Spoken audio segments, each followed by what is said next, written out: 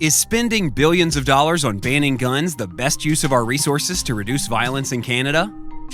Will banning guns for licensed gun owners have a positive effect on the communities in Canada where gun violence is most prevalent? Or should the government refocus energy and resources on addressing root cause issues and illegal firearm smuggling? Listen to what this former gang leader and now the founder and president of the One by One movement in Toronto has to say.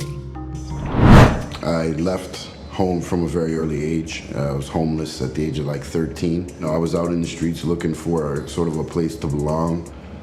And I had bumped into a group of like-minded individuals that were in similar situations. It morphed into an urban street gang and then graduated to more organized crime. I grew up where in my culture, the hip-hop culture, whatever you want to call it, guns were extremely prevalent. It was a sign of power. It was a sign of respect. So I remember having a strong attraction to the gun because of what it represented in my particular communities. The gangbangers that I know, or the people, even from my past life, we didn't carry legal firearms.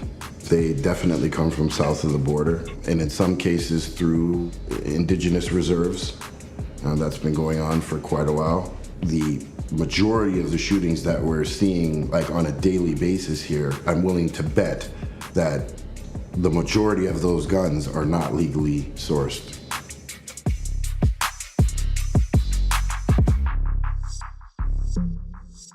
The One by One movement launched during a time that there was a gang war going on with another known neighborhood. We had come in to develop programming specific to the area, specific to each individual community member's needs. Our communities are hungry for change. They're hungry for help. People are asking us to bring services, bring recreation centers, bring programs, whatever we can to service the communities.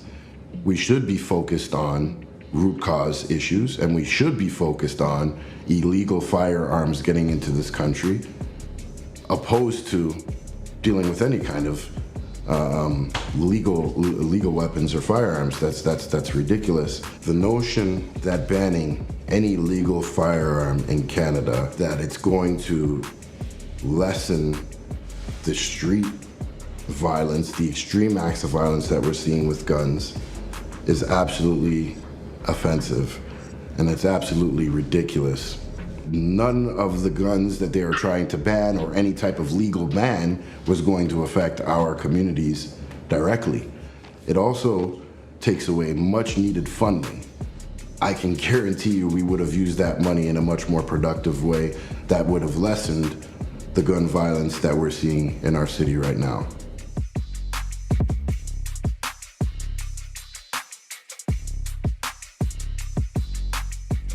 I've been using my personal money to do this. It's my company, it's my baby.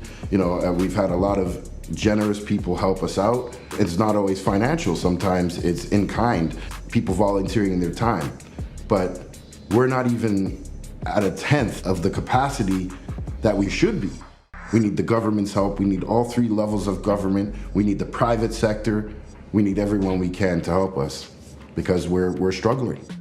We have tried to reach out to the federal government in particular, and we were, made promises by certain politicians, but when it came down to tackling the issues that we wanted to deal with, which was dealing with root cause issues that lead to these extreme acts of violence, they twisted the narrative on us halfway through.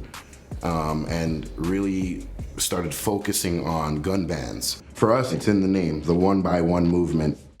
Even if we can save just one, then I feel like I've done my job.